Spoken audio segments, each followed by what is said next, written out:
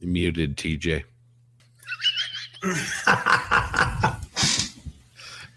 I'm sure you could read my lips there. Great lip reading, yeah. But that was a great interview. We had a lot of fun recording. Oh, Jesus, sorry. Amateur, God. You're muted, Scott. Awesome. Well, that was my, how the turntables. Yep. Better put that in the cold open, huh? Thoughts and comments we've got a on burglar that? alarm out at Applied Mines, CHR2. Now that's going in the cold open. Is that you, Grant? Do you have any? Yeah, sorry. Okay. That was weird.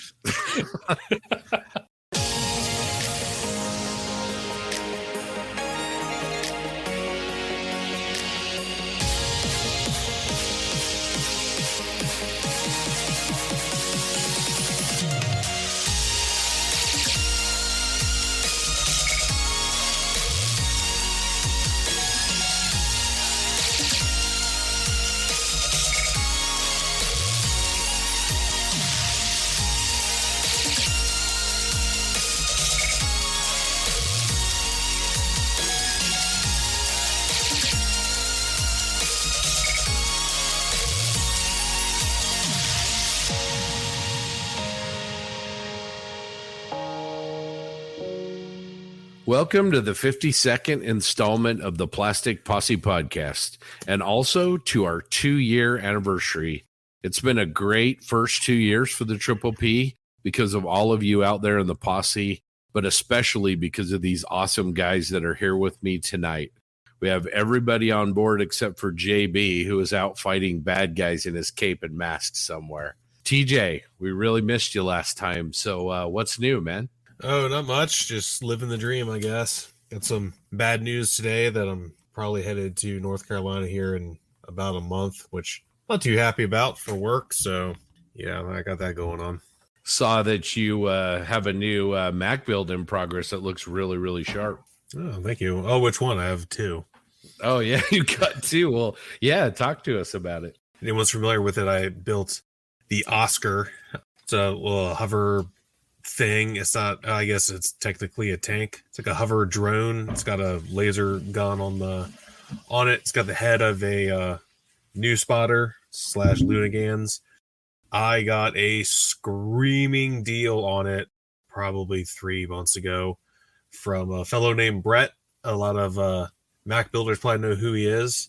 He offloaded a bunch of duplicates that he had, and I snagged it for $30. That's right. Ooh, man. 30.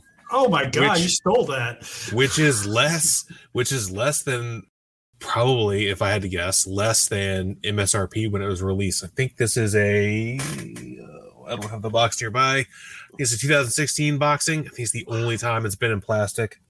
It's awesome. I love the Oscar. If anyone's familiar with Brian's build, he did one, I don't know, 3, 4, maybe 5 years ago. Brian Krieger, his had the, I want to say it was Love Garden interior. So his is opened up in like a shop diorama. It's really good. It's at Colpar Hobbies, on display in Colorado. If you get a chance and you've heard us talk about that store, go downstairs and you can see some of Brian's awesome machining Krieger. So yeah, I have that going. And then I have the PKA Leopard. It's 2018 release. The only time it's been in plastic.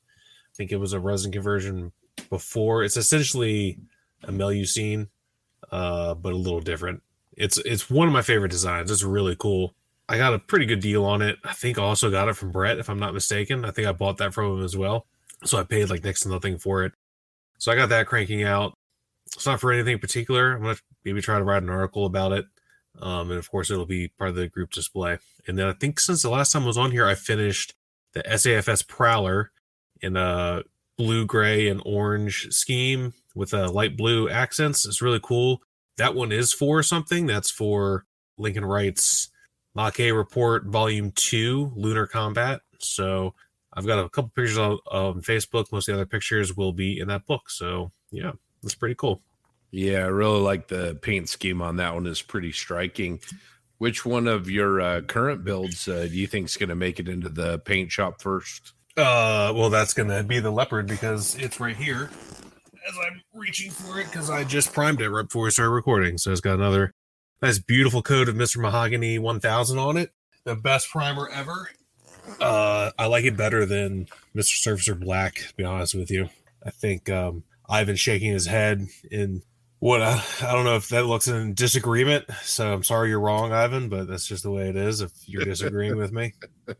It's the best. Mr. Mahogany is the best. Yeah, it's great. It's great primer. I really like the color as well. Well, it's good to have you back, TJ. Doug, what have you been up to? What are you building? Well, as I stated last time, I was doing one of these, what do we call it? Bounce back build? Clean slate build. Clean slate build. And I was going for the Yak 1B from Accurate Miniatures in 48 scale. Well, ran into a little snag with it. And since I don't really want to screw with that and have to deal with that as I'm trying to build something fast, I'm still working on it. I just have some repairs to do, some gaps to fill. I pulled out the Tamiya 48 scale M10 Achilles, and it is already ready for weathering.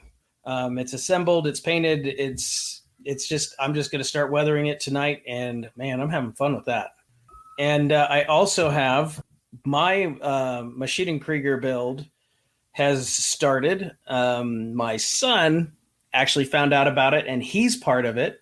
He bought me the Groberhund. I'm very excited about that one. I started building it. It's coming along. He also bought himself the Schwarzerhund. So we'll see who finishes first. It'll be me. And we can see if we can make my son get something built up for this group build as well. That sounds great. Well, it's good to hear you're still building. Grant, how are things out on the left coast? What's on your bench right now?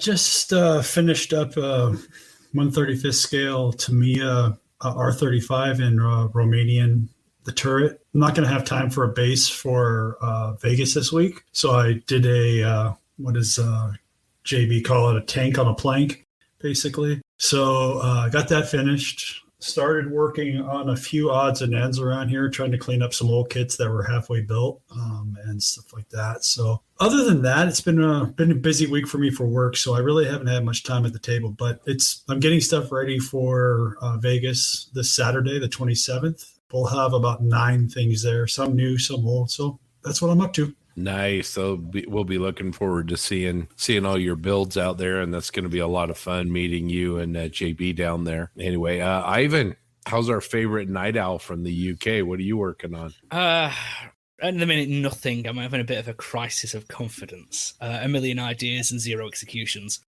Whatever I do, I just mess up at the minute. I can't seem to be happy with what I'm doing. So at the minute, I've literally got nothing on the bench because I've tried 2 clean slate builds, and I can say the slate is very much not clean. I tried a Takom 1/16 Chinese tank. I ruined the wheels on that, so now I have to find a replacement sprue somewhere. Then I was like, right, fine, I'll try a Tamiya kit. Got the Jagdpanzer L70 all built up. That looks... It was nice when it was in paint, and now slap mud on it. It looks absolutely dreadful, so now that's... Wrong. I gotta agree with TJ on this one. you guys can't see it in person. It looks utter gutter snipe. It's terrible. I want to fly over the UK and bitch slap you. I'm not happy with it. So at the minute, it's not here. So there's literally nothing on the bench. And like I did with the M3, M4 build last year, I've already said what I was going to build for the Mac build, and I'll probably start it in another 5 months. So at the minute, I've got nothing. Well, sorry to hear that. Hopefully things turn around for you pretty quickly. You'll hear in our interview a little bit later, we have a conversation with John Murphy, and maybe you can go have a beer with Spud, maybe and get your mojo recharged that way. Yeah, that should help. Luckily, there's the scale model world coming up in 80 odd days. I know it's a long way away, but that's always good. And plus, you lot are off to Vegas in a week. Well, most of you, so that should inspire me, hopefully. Yeah, for sure. Well, I have been working on a couple of just odds and ends. I've been working on making with the help of my friend Josh Buck, who's one of our Patreon supporters. He lives about 2 miles away from me here. He's got a carpentry shop, so he made me a base for a Y-wing that I'm working on out of MDF. So I've been working on sanding and priming that, get it all ready to go. And then I've also been doing a bunch of oil paint rendering on an old X-Wing build that was at 95%, trying to take it the next 5% on that. And then trying to get a couple odds and ends to take a couple of builds with me down to Vegas. Really, really looking forward to that. So anyway, sounds like except for Ivan, we've been busy. So we'll all cross our fingers and try to send you some mojo across the Atlantic there, Ivan. It would be greatly appreciated. The Plastic Posse is just one of several scale modeling podcasts out there. We are a member of a group of great podcasts, and head over to modelpodcasts.com and you'll find links to many of them there. The Triple P is pleased to be sponsored by Tankcraft.com. Tankcraft makes some of the most fabulous scale modeling accessories and modeling tools for your bench. Want to keep extra thin off your bench and in the bottle where it belongs? Check out the Tankcraft Glue Base, designed to stop glue spills. It's made from solid milled aluminum, comes with a stable rubber base pad, and it can accommodate most square and round cement bottles. While you're there, check out their line of cutting mats and other unique modeling tools. Posse fans can get 15% off their first order using the code POSSE15. So head on over to Tankcraft right now. That's TANKRAFT.com.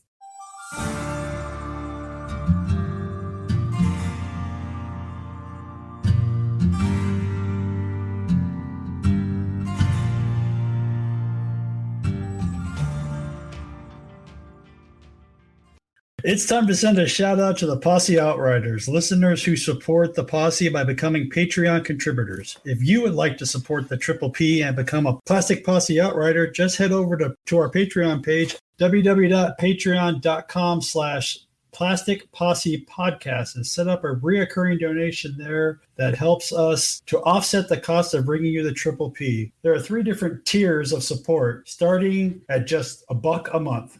Starting at the top are awesome Deputy Marshals, Mark Ewing, Ted Kawahara, Brandon Gentry, Jonathan Bryan, Scale Model Hanger, Chris Toadman Hughes, Model Doc, Doug Reed, Greg James, Dan Knopfel, Les Werkala, B Colt 1911, John Everett, John Anderson, Josh Buck, Black Rifle Model Works, Thomas Bannock, Mark Bradley, Zach Pease, Joel Munson, Josh Orr, Eric Brubaker, David Bryan Bridges, Ethan Eidenmill, Jared Cowell, JC Osborne, Mike Talley, Steve Baker, Bruce the Model Noob, Jeremy Moore, and Rick Cooper.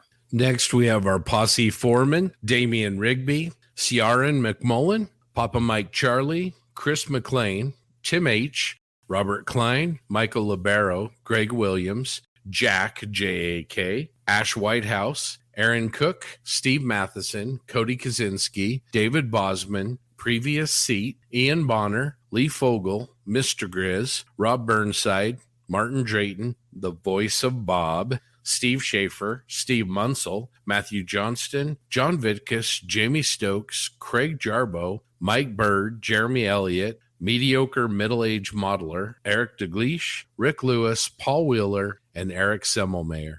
Last but certainly not least, we have our Posse Outriders. Lynn, Pat, Daniel, Warren, Neil, Jackson, Robert, Brian, Matthew, David, Zach, Ashley, and Jamie. Well done, deputies. We really appreciate your support. Whilst we're talking about Patreon, I do want to give a reminder to JB's Build Along that starts Labor Day weekend in the United States. JB will be doing live streams building the 148th Tiger from Tamiya, and hopefully all of you can join in, build along, and it should be a great community effort. Yeah, that'll be taking place over on our Patreon page.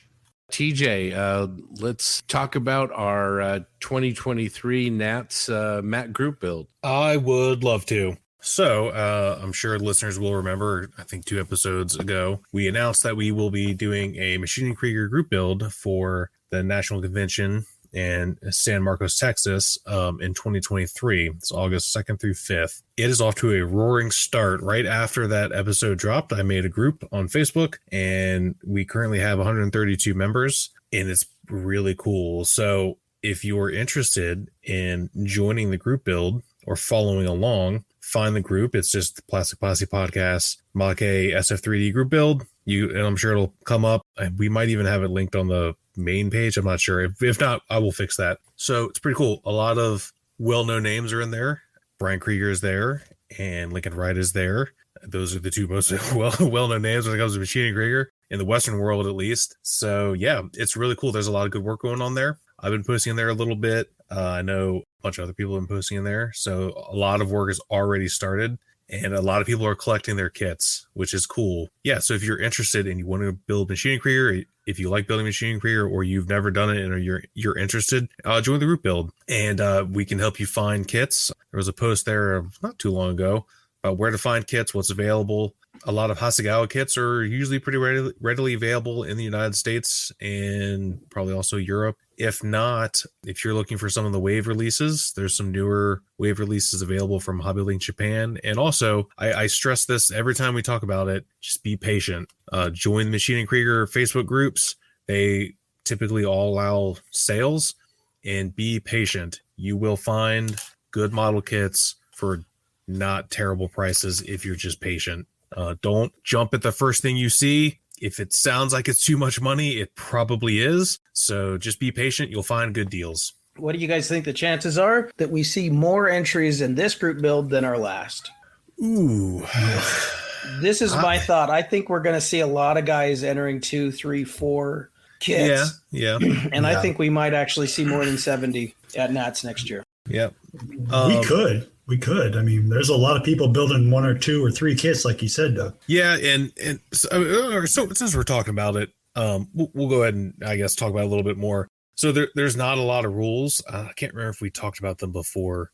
We might have mentioned it. So there are official rules, I guess. And I want to stress, this is not to tell someone how they can and can't build their models. You can do whatever you want. However, for this particular group build, we have to make a cohesive display, right? That's the whole point. Really, the point of the group build is to get together, build a similar thing. So the main rules are it has to belong in the Machining Krieger universe. So that doesn't mean you build a kit and put a Black and Cruise on it, or a USAF Roundel or whatever.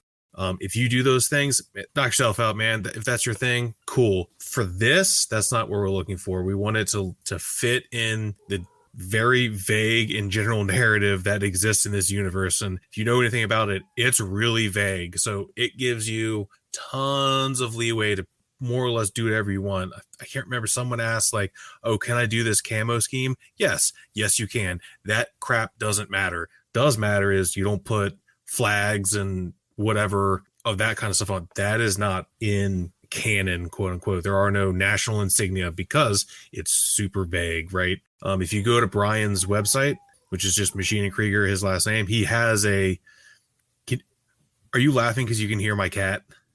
Yeah, he's outside my door and he's just because that's what he does. Just ignore him.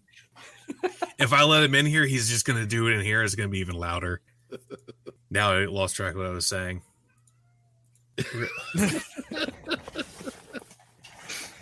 Exactly. Yeah. So, yes, that's basically the rules. And not just that, it's anything. It doesn't matter. And it has to be on a base. That's the other important part. It has to be on some whatever it is. It's got to be on a base. Square is the best. Doesn't have to be square. I like square just because that's what I like to do. But we want everything on a base. It doesn't have to have groundwork. If it does, that's cool. Some of mine do. Some of mine don't. I don't know. Depends on how lazy I feel when I get to that point of the build. But everything should be on a base. And that's pretty much it. And it has to be 1/35th or 1/20th scale. Just because that's like the common scales. Someone had asked about some of the 176 scale stuff.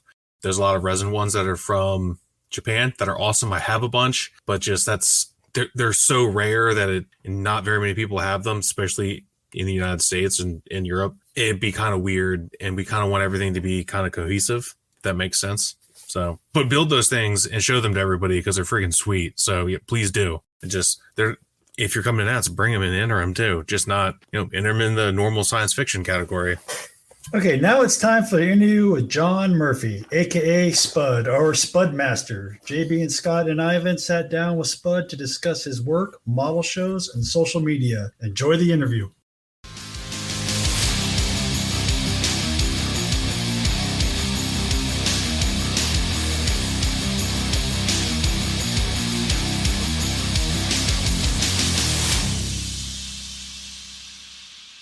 Welcome to another Plastic Posse interview. Today, I'm joined by John and Ivan and a returning guest, one of our favorite armor modelers from the UK.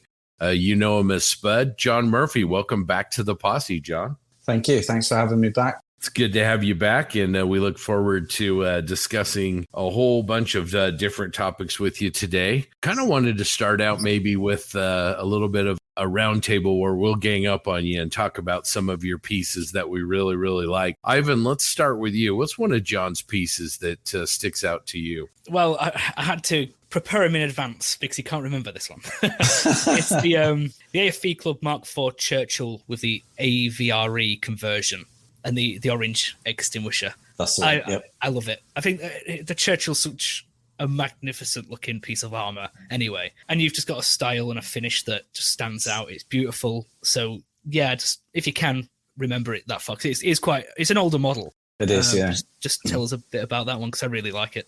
Yeah, I think it was stemmed from when I was in the Air Force, and my first 5.5 years were on bomb disposal, and we actually had Churchill AVRE as a gate guard at the camp. Even though I was in the Air Force, we were co-located with the Royal Engineers. So just seeing this vehicle sort of up on climbing a slope on a sort of podium or plinth, just that such an impressive look to it. It was absolutely the inspiration for that model. I was just saying to Ivan, it was one of those where at the time the kit wasn't available. I think you could get the Mark III, but they didn't do the Mark IV. And luckily there were resin turrets from Cromwell and ResiCast, and then all the extra fittings. And it was one of those where I tended at that point in my sort of hobby to keep vehicles fairly clean. But it was one of those vehicles that just was crying out to have like thick, claggy mud over it. And back then, there were nowhere near the amount of products that we've got available today. So it was really like quite hit and miss, concocting ingredients to try and get a sort of realistic mud, which I think was the key to that vehicle, that model, hopefully sort of being successful and working. The Churchill, it's one of those tanks that whether you think it's cool or not, from a modeler's perspective, there's so many, rivets and bolts and surfaces and, overlapping panels. And it's just so unique from a modeling perspective that it's a great canvas to work with. Yeah, absolutely. Especially with the Mark IV, the turret is the cast. So you've got quite a rough cast texture. And then you've got obviously all the flat plate of the hull. But again, you've got that rolled steel effect. I really enjoyed trying to sort of differentiate between the sort of thin sheets of the massive mud guards over that vehicle, and then the slab armor, and then the actual texture, the cast texture of the turret. And, again, didn't really have access to things like Mr. Surfacer. So it was all a case of thinning putties and, with liquid poly and, stippling them on and trying to recreate those effects. If you were to compare it to a model now with all the latest products, if people say, "Oh, did you use Mr. Surfacer?" I guess that's probably the greatest accolade you can get. That you're like, no, this was old school how this was sort of made and the effects that you used. Yeah, because I've noticed on the turret, it's not exactly modulated, but you've gone with paint effects that there is a gradient from a lighter green to a darker. Is that a deliberate style? I don't know if you like the modulation style or if you've got your own sort of technique approach. I do actually. I sort of do like the modulation, not to the point where, when sometimes you see someone paint a model before it's been weathered, that it actually looks like a 3D CAD drawing. I wouldn't go to that extreme. I always think that when the model's finished, it should look interesting. But if someone can pinpoint the techniques you've used, then you've got it wrong. They should all sort of tie in together and all help to give that overall effect without them being, you can tick them off a list of what's been used. Because then I think, that if they stand out too much, then you've lost the look you're trying to go for. That's a really interesting perspective. I hadn't really maybe kind of thought about that as far as, when you're approaching the finish of your model, maybe taking that into consideration. Yeah, absolutely. I tend to, knowing it's that, I suppose the experience you gain over the time using certain products, that I'll tend to do the base colors. You get to a point where you think, I've gone too light with, say, like a highlight on a modulation. But I often find that if you go that one step further, you'll get the perfect effect. if you sort of err on the side of caution, once all the washes have gone on and dust effects, it gets lost, and you think, well, I might as well have not used it in the first place. So it's that. Even now, I'll go, right, I'm really happy with that. Then something in the back of my mind says, just go another shade lighter, and trust me, it'll work, once all the other effects are on. Even now, I sort of sometimes, I look back and go, oh, wow, that did work. I sort of shock myself, which is terrible, really. But, it's that constantly striving to sort of improve. But you look at something and go, oh, I don't know if that's going the right way. And, I could paint a green Sherman, I could do 4 tanks the same. And each one, I would be like genuinely surprised that it's come out okay. I think you and I have talked offline about the toolbox that you did for your M5A1, your 1/16 scale, and just how you approach that toolbox as a completely almost separate model from the rest of the kit. And then when you bring that into the build as a whole, it just really makes that presentation special. Yeah, and I must admit, with the large vehicles, these 1/16 scale vehicles, I've had to approach them so differently than my regular 35th scale builds. And I'm doing exactly the same with the Stug, where I've basically started weathering all the tools individually. And it first of all gets your eye into working on that scale. And as discussed before, it stops it becoming an overwhelming subject because of just the sheer scale of the vehicle. So I think it's that with the M5, that toolbox on the rear hull, it was a perfect size and a nice flat surface to practice the techniques I wanted to try that I hadn't really used before. One of those marbling masks, and being told to keep the mask moving while you're spraying so you don't get a distinct pattern, and it just gave a really sort of nondescript kind of patchiness to the paint. And once I sort of achieved that, then went to the sort of regular chipping and rust washes and stuff. Once I could look at that as a model in its own right and go, that's where I need to go now with the rest of the vehicle. So it was really like a test bed. And I've used that same approach to now working on the Stug, which is obviously bigger again. Well, speaking of the Stug. Yeah, that's a great segue. So Spud, thanks again for taking the time to talk to us. One of the builds that really stands out to me that Scott just discussed was the Stewart, but I'd love to focus on the latest Stug that you're working on, mainly because I'm biased and I love it because I built one. But what I found that you've done is really elevate it. You've taken that, very straightforward Dustwerk kit, but you've elevated it in regard to a different variant with a lot of different work. Can you talk through, your approach to, seeing a kit like that and then looking at the end result, like doing all the little things? I think you used some AFE modeler parts on it. You've done a lot of scratch work. Maybe just walk us through your vision behind that build and then catch us up to where you are now on it. Yeah, sure. The Stug's always been a vehicle that I've been interested in. I think it's that squat, purposeful nature. And I've always liked the Sturm Hellblitz with a 105mm gun. Going through some reference books and seeing this one particular picture, and it was like, that's what I want to do. That stocky muzzle brake, the Soukoff mantlet, and then the concrete armor on the superstructure, and then obviously it having Schertzen as well. And it was like, this is what I really want to do. And thankfully, I was a little bit late coming into the Stug game. A lot of people bought the vehicle before I did. And thankfully, Dave Parker had started to produce details and upgrades for the vehicle. So by the time I'd got to that position of start working on it, some of these sets were available, which was perfect timing. And then that gave me the impetus to then really go sort of to town on it, go through, add some great reference books. I must say that the Stug, there's a 16th scale Stug build page on Facebook, and the amount of knowledge, amount of information, amount of fantastic reference photos on there made the job so easy for adding all the missing detail. And it was to the point, it was like painting by numbers. It was so easy to just sort of go through the photos and go, right, need to add this, add that. As usual, it's generally weld seams, some texture. I think the most difficult part was doing the Schertzen, because obviously the Dustwerk kit doesn't come with any. Thankfully, a friend of mine had the Heller kit and let me borrow his kit so I could then measure all the side plates, measure all the brackets. And then it was a case of this, because it's such a large vehicle and the weight it's got to hold, a new plastic card wasn't going to really be man enough for making all the brackets. So I ended up trying to get some brass strip. I could not find anywhere that supplied 3mm wide brass strip. So I ended up having to buy some 6mm wide and ridiculously carefully, with a set of tin snips, cut down the length of a 6mm. Holy cow. I didn't know you did that. Jeez. Yeah.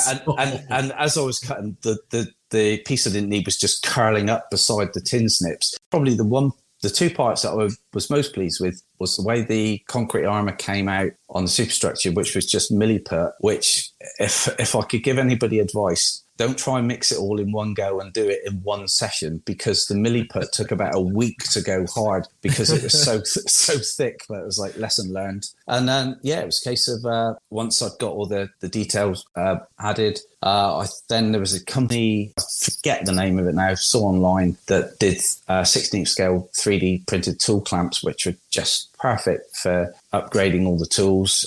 David Parker really kindly let me have a jack block and fire extinguisher, which made a huge difference, for the on-vehicle tools. Then I got to the painting. It's ready for paint then. Always like to spray grey primer, because to me, before you've added primer and you've got a basic vehicle with all the different materials on it, it never seems to unify until you've got a coat of grey primer and you can see the detail stand out, or you can see any mistakes you've made, and it becomes a whole. And I tried to spray some Dunkelgelb straight over the grey, and it just went really dull and lifeless. So obviously you see a lot of the guys, where they base coat the models in some unusual colours and then put the top coats on in almost like translucent layers. Not really wanted to go down the road of sort of painting it pink and orange and stuff underneath. But what it did do was just give the vehicle a coat of white. And then when the AK real colour, I sprayed that on, it really gave a nice bright vibrancy to the Dunkelgelb and didn't kill it and make it look really flat and lifeless. And then,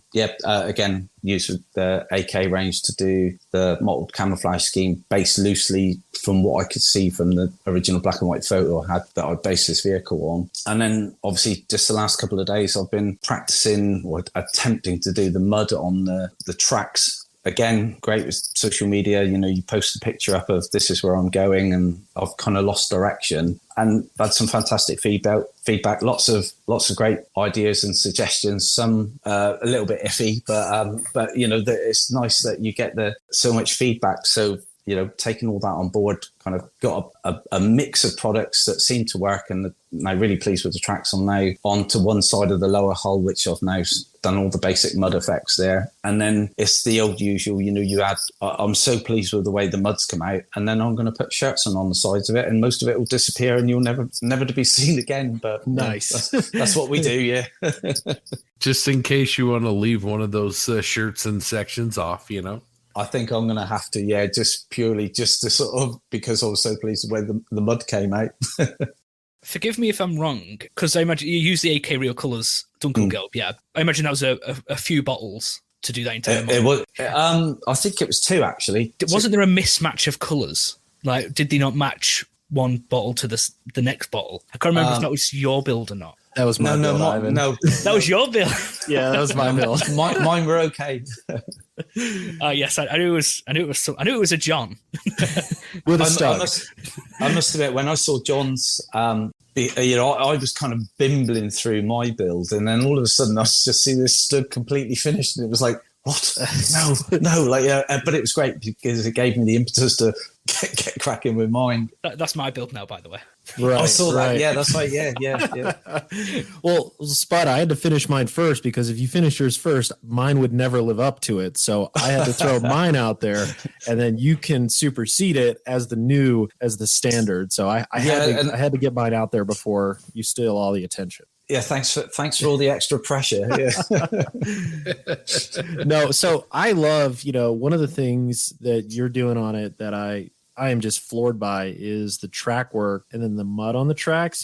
One of the things I struggle with is definitely that texture. And you showed a great picture of kind of the different materials you use. But what really, and this is a super technical question for the interview, but like what you showed on the tracks, you had the grass, the tea leaves, and some texture in the track pad. It's, in the crevice, but the outside of it where it contacts the ground was clean. And I loved how that looked. I would just like to have you briefly talk about, like, how did you, achieve that effect? I'm thinking in my mind, like, did you cover the whole track and then like run your finger over it and clean it? Or were you very specific in each track applying that mud? Just curious.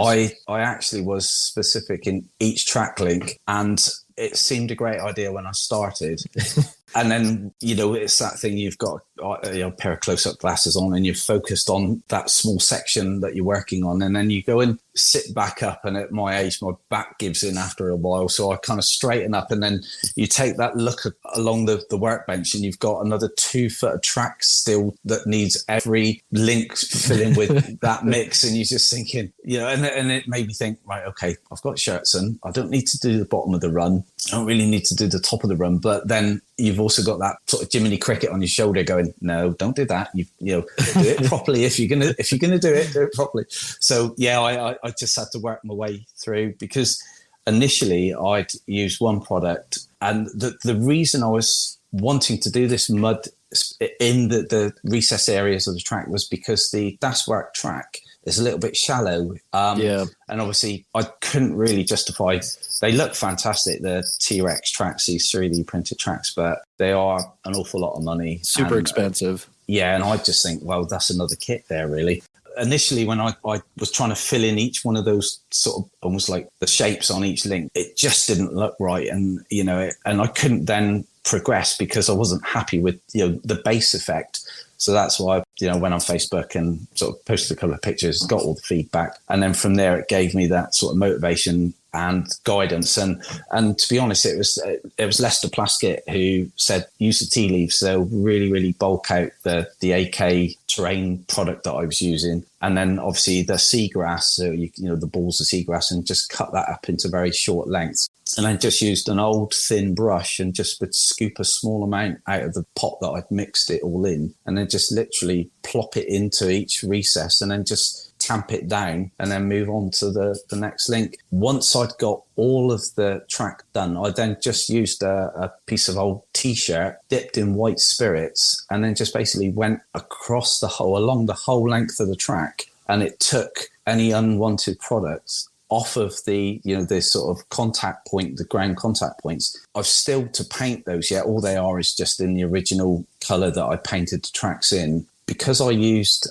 Mr. Hobby and one of the Tamiya lacquer paints thin with self-leveling thinners, it's really durable. So I've actually wiped those tracks several times as I've done all the speckle effects and, washes. And each time I've wiped, none of that paint has come off. So it's actually quite a nice base effect for where I'm probably going to test the link, because I'd like to do a polished metal effect, but without it looking too bright and stark. So that's probably going to be my next experiment before moving on. John, I'm still trying to figure out the part where he wasn't happy with the effects, because he posted the pictures on Facebook and asked for feedback. And, the way he described it is like it was a mess. I'm looking at it going, damn, I wish my tracks looked like that. I think it's that when you've got a picture in your mind's eye. I think also I've got a really as good a knowledge of mud as anybody from having raced motocross bikes since I was a kid. So, I've spent virtually every weekend plastered in mud. So I've had like a really close, and obviously I've crashed my bike many a times and slid through the mud. So I've got a real good close hand view of it. So, so I had this kind of the effect I was wanting to recreate, but I was trying to be clever and just use a product out of the jar without modifying it, purely for the fact that, it may be a few days before I can then carry on with the next section. So it's knowing that you've got a product that you can open back up and you're going to get exactly the same color, same effect. But it just didn't work. And it was a case of sort of where I was trying to be clever and a shortcut. I was like, no, I need to mix something that I know I'll really be happy with. And I'm so glad I've done that now. And the photos I posted up, it was all still wet. So it looked great because it looked like wet mud, but now it's dried and it's gone matte. So I've now speckled it with several different shades, and I've now got an effect that I'm like really pleased with. And I've now then transferred those same effects onto the sides of the hull. So I almost treat the vehicle as two parts. from the ground to the top of the suspension, that's one model. That's where the mud effects and dust and dirt. Once I'm happy with that, I then feel like I've got the confidence to then carry on with the rest of the vehicle, which is the bit I'm really looking forward to on this one. You know, that your relationship with mud and dirt biking, that makes sense to go back to the M5, the 16th scale M5, the mud on your hedgerow cutter. That's always, again, in like the toolbox, the hedgerow cutter is one of my favorite parts of that model as well. And it's because that mud just looks so spot on. Oh, thank you. That was, I think I'll probably quoted it before. That was definitely a Bob Ross happy accident. I just looked like a mad scientist in a laboratory. I had at MiG, AK, Vallejo, I had so many different products in front of me, and I was just scooping bits out of all of them and mixing them all together. And I was thinking, I've got the perfect mix. And then I was looking and I'd realized I'd been mixing acrylic-based products in with enamel-based products and, putting it all on the vehicle. And I was thinking, this is fantastic. And then it was a week later, it hadn't dried. And I was like, okay.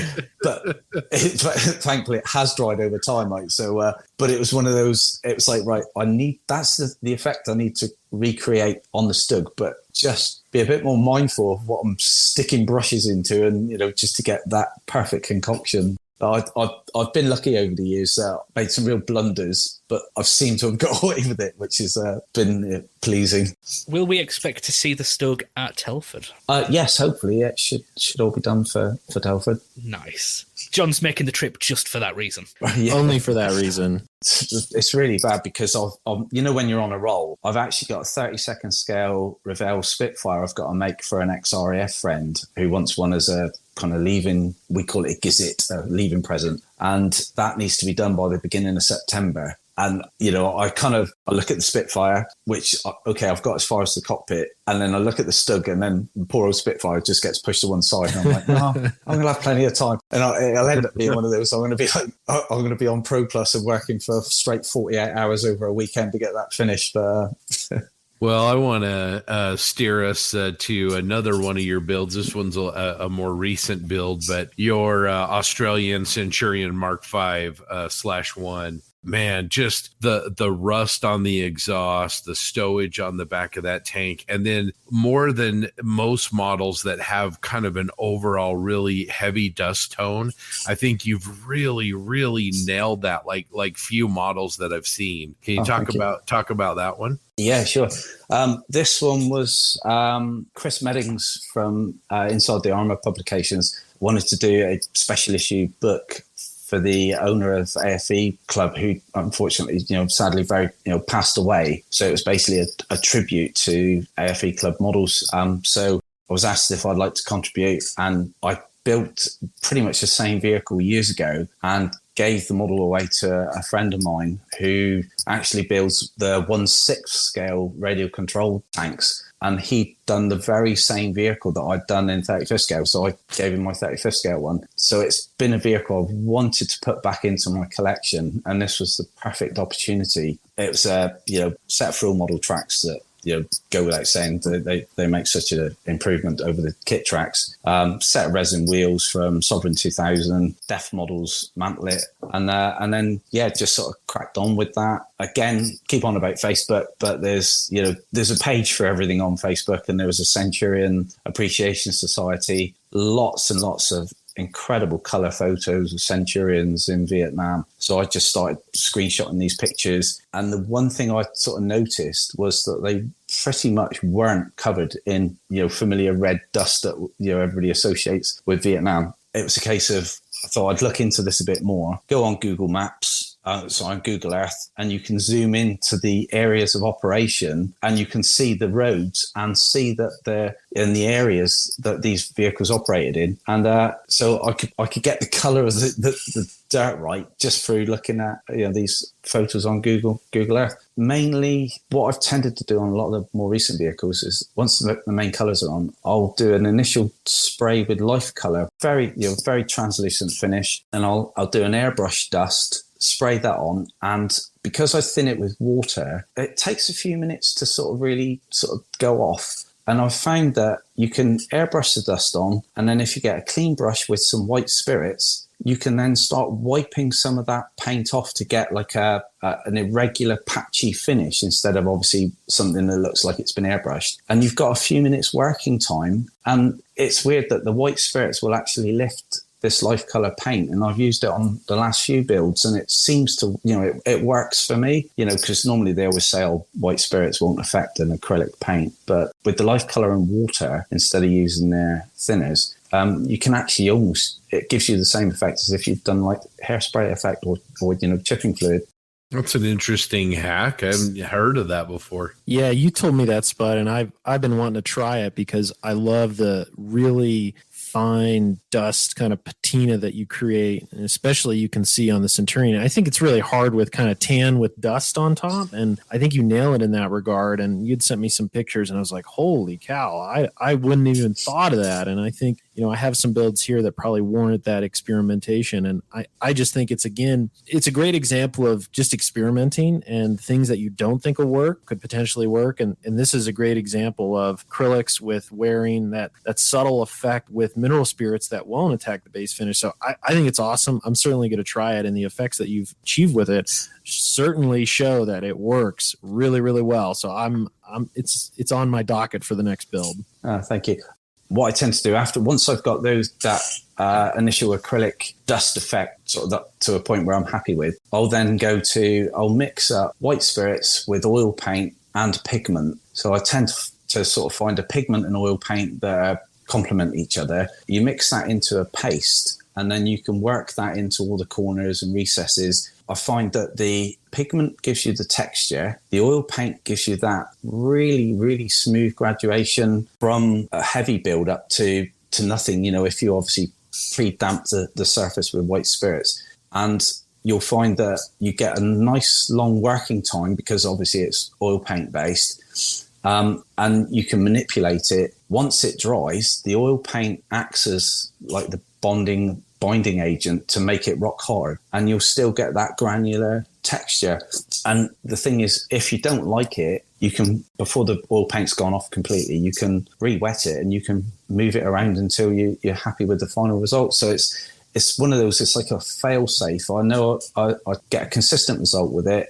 I've always been sort of happy with it, and it gives that perfect combination of slow working time and really, really subtle effects. And it's something I use for the last quite a few vehicles, and it's sort of my preferred technique really for doing dust. The overall effect, the feel of that model, whether it's your rust tones or the soot or especially the dust, everything is really, really soft and blended. I mean, it's a model that I would just absolutely love to see in person, because even in photographs, which I think tend to be overly harsh, the model just looks very, very, I don't know, John, what's the word? It's really blended and smooth, and it just really has a legitimacy to the weathering layers. Yes, I think that's the one thing most people say with my models, whether it's my photography. I know my studio lights aren't great. They're quite old, and they tend to sort of kill the life in the model. They're quite flat, the lighting. But most people say that it looks much more subtle in the flesh than it does in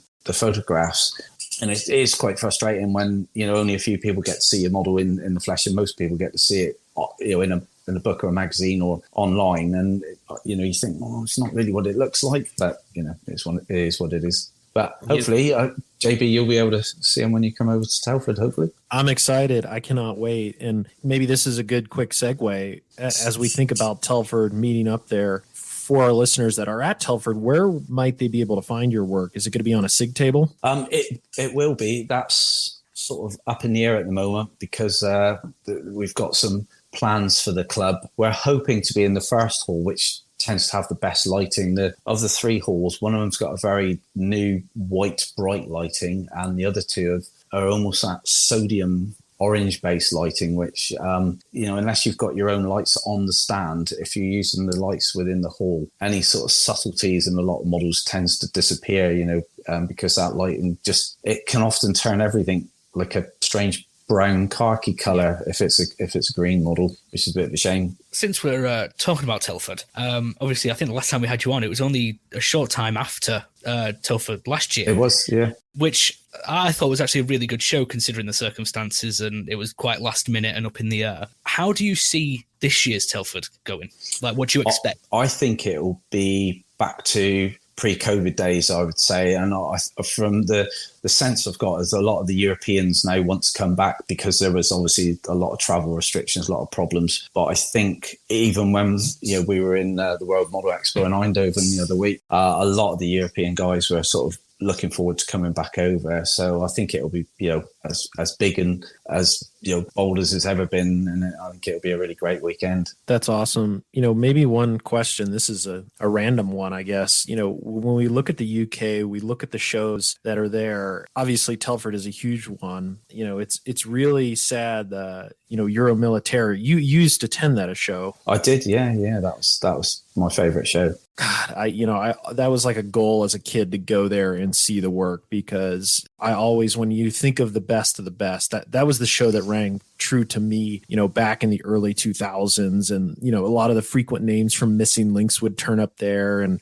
I just always found it inspiring to see stuff from that. Do you foresee maybe the UK having a show like that again in the future sometime? Or, I see Ivan praying to the modeling gods. That's something I would love to see. It would be great. For the foreseeable, I unfortunately don't think it's going to happen. A couple of guys did get together and tried to relaunch Euro Militaire, and they had a fairly successful couple of years doing it. But it just felt like there was something missing, and I think now like a prestigious UK show has been taken over by the likes of like this World Model Expo, the SMC show, KMK show. Those are the ones. The clubs are organised them. The guys they're so professional. They do such a good job. The venues are fantastic. And I guess being on continental Europe, it makes it far more accessible for a lot more of the modelers, where obviously the UK being an island does generate its own problems from that. Those were the great days. I remember being at Euro in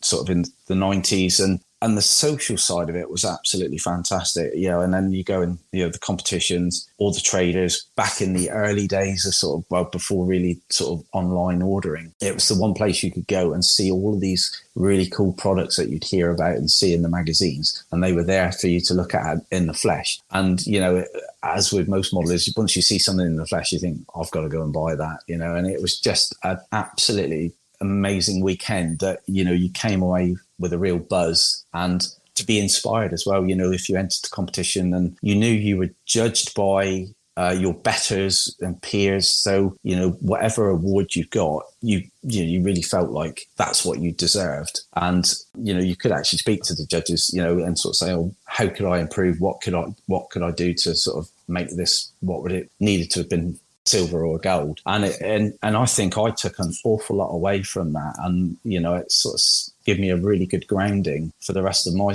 hobby and for when it was my career as well. I want to double down on that, John. I mean, one of the things that those of us that kind of want to look at how we can make American contests and competitions better. I mean, the social part of the show is always the best. We'll talk about that in a bit. But to make the competitions better is this idea that I have. I'm putting together a show kind of in my area and really focusing on making sure that the modelers are treated like customers and they have an experience where whether they win an award or not, they walk away from the show feeling like their work was competently and fairly evaluated, but even more importantly, that they got feedback that helped them grow as modelers. I mean, maybe how do you feel about that? Oh, absolutely. Yeah. And I think a lot of that, we see it in the UK with the regional shows. It will be the organising club will basically rope in some people to do judging. And,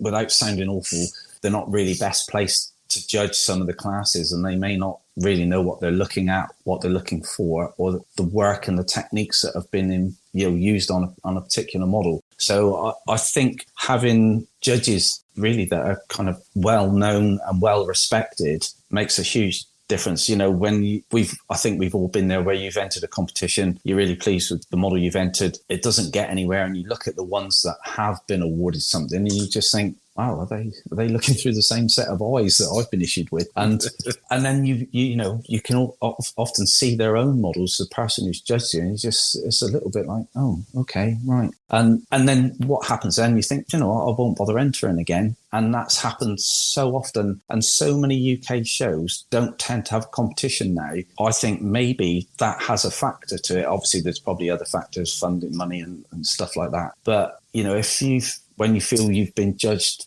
unfairly, it can put people off. And if you can't then have a chance to sort of speak to these people and say, well, why didn't I, if you think your model deserved it, the award, and can you explain to me why that model there you felt was better than this model? From my own experience, a long time ago at Euromilitaire, story I've recounted a couple of times, is I did an Opel Blitz workshop truck, all opened up. I had a lathe, pillar drill, there was swarf and grease and, spring sticking out of the driver's seat, a dustpan and brush, all scratch built, and it didn't get awarded. And there was 2 GMC trucks and they were awarded above my Opel Blitz. Spoke to the judge and he quoted, "I don't like German vehicles," and that's why. And it was like, oh, okay, thanks for that. So if I'd just painted it green, I'd have been wow.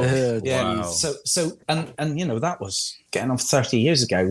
That's kind of stuck with me all that time, and it's a story I have recounted numerous occasions. And that can have a long-lasting effect on people, whether they decide to, enter competitions, and which, it's a way of progressing the hobby. And, and I think it's very short-sighted if they don't have good people judging, that you feel that award's been justified. Yeah, it's really sad. I think shows are an absolute amazing experience. It's just sad that small instances like this, it could be just a 30-second conversation with an individual, and it can leave a lasting effect on the person and their viewpoint, not only of the society, of the show, but ultimately of the hobby as well. There are countless examples out there of people that have put themselves out there, asked for help, just asked for simple feedback, and it's met with, it's met with strong, just a strong response. And like you said, your example is the perfect example where a flippant comment like that can influence someone, honestly, for the rest of their lives. And that is something that, we just don't need that in the hobby. What's important is, what are we doing at the end of the day? And it's promoting the hobby that we all love and enjoy. And,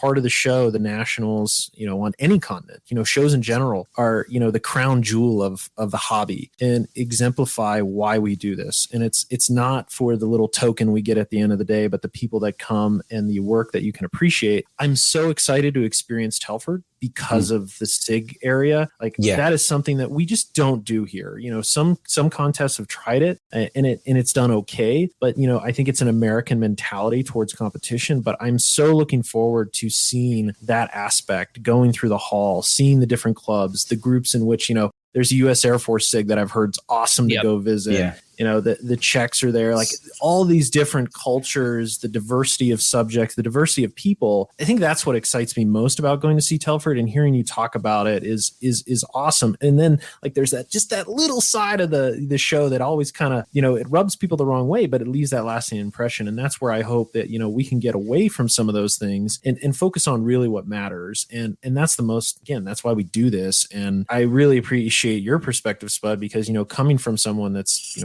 I'm going to give you a little kudos. You're a very well accomplished modeler, and your work is Thank you. Stands alone in a lot of cases. And to see you experience that is just a little disheartening too. Hearing a flippant comment like that. So it's just weird. It's one of those. Obviously, it's different from in the US, the UK shows. It's often sad to see that you walk around a UK show where you've got all the SIGs, the club stands, and there's better models on the club stands than that have been entered into the competition, because people just go, there's no credibility with this competition because of the way models are being judged or who's judging those models. So you just think, I'd rather just leave them on the club stand. People can come up and say, oh, that's a nice model. How did you do this? How did you do that? People get more satisfaction out of that and discussing the techniques they used or the paints and products they used, rather than putting it out there, for it to be put into the line of fire. And, when, I've seen and heard it so many times when people have put an outstanding model on, which you go, oh, that's best to show there. And it's got nothing. All you hear is the murmur of people going, well, that you were robbed, or this, that, and the other. And again, as we've said, people just go, I won't bother entering anymore. And that's happened so often. And like say, when there's better models on the club stands and they're in the competition, that's speaks volumes. Yeah. And I guess one quick question about Telford, these SIG groups, is there any exchanging of are there theme awards that they exchange amongst themselves, or do they? Yeah, there are. Yeah. So some of the clubs will actually do these like their own little individual awards. And sometimes, you can come back to the stand and someone will have placed a little award next to a particular model, just That's saying, cool. we thought this was the coolest. Michael Mass is a great advocate. The chap who owns Desert Eagle Publishing, who does all the Israeli armor books. He'll go to the show. He often attends, and you'll come back and there'll be a medal with a ribbon next to an Israeli model, and it's really cool. That it's nice that they've walked around, spotted an Israeli vehicle, really liked it, and given a little award for it. And it's just a really nice personal touch. Yeah, that kind of thing has started to happen at the IPMS Nationals, where there's a small group that distributes little coins and just essentially gives recognition to a model that might not win an award in the show, but it spoke to that individual who passed it on. And there's also groups passing out stickers, like the Model Geeks did that, which was really cool. And it's a little form of recognition outside the contest, where I think some people value that even more. It's like, and I certainly do, when someone's like, man, that's a great build, that's inspiring. That goes way more than anything else. And having a cool conversation with an individual next to their model, having them speak passionately about it is, that's why we do it. And it's like exactly what we're doing here, just, in person, which I'm looking forward to in November. Yeah, I was just say, when at last year's show, Ivan and I sat down for, hour and a half or so, just talking models and talking, discussing my models that were on the stand. And it's really nice. And when you talk to someone who really enjoys the hobby, and you can hear the passion in their voice when they're discussing what they've done, how they've done it. And it is sad when that can be muted by, say like a competition. And if someone's been given an award without needing to put their model on the competition, they might not feel brave enough to want to enter it because, the lack of their confidence in their own abilities, when actually they've made a really, really nice model. But whether they've heard stories that have been handed down, and it could be enough to put them off. So the fact that someone's put an award there and just gone, I really like that. And it's enough that I always think, in a small way, they get that award, they're really pleased. It inspires them to go and build another model, go and buy the products, buy the kit. And it all helps keep our hobby going, exactly, and flourish. Exactly. It's everything. It's exactly what you said. It's a positive experience that motivates you to buy more, to support, not only corporations, but people like David Parker, who are building, super unique items, high level of accuracy, like all of that. I think all of that kind of goes into, what emanates from a show. I think all of us spend probably the most money at shows, or at least get an idea of something that I'm going to go home and just order everything for this kit. And that's that kind of like momentum is good momentum, and it's fantastic for the hobby. And we talk about mental health, and of course we're not professionals, but I truly believe that helps with individuals themselves, making them feel happy. Like that's the key to life right there. And I think this hobby, like what you've talked about, and that's why I'm going in November. I am beyond excited to meet you, see your work, sit down with me, you and Ivan, grab a drink at the pub. We'll get Ivan some, fruity ginny drink, and we'll have a brew. But like that, like I am just ecstatic to know that, in a few short months, I'll be sharing a table with you, and it's all about that happiness. And if we get to go to Bovington, like it's like, that's why we do this. And, shows enable it. And I think there's a place always for maybe a competition. I don't want to say we should get away from it. I do think it can evolve. So, there's many aspects to the show. Certain things, stick out more than others, but yeah, I love your feedback on, Telford, and I'm just jealous I wasn't there last year with you and Ivan at the table, but I'll be there this year. Yeah, it was really good. I must admit, having experienced, I went to the US IPMS Nationals in Columbus, Ohio, when I was working on military miniatures in review, and I was quite surprised that there were no like SIGs and club stands, and the only models there are in the competition. Where you walk into Telford, you go in through the front of the show to the halls, and you're just, the first thing you see is just a sea of models on all the club stands, and then go into the other two halls. And, there may be, 1,000 models in the competition, but they're times 10 in the rest of the, so there's so many models to look at. And, even, you feel like you've covered everything over the 2 days. And then you start seeing the photos where people have posted them up online, and you think, no, I didn't see that one. That's what I'm worried about. 2 days.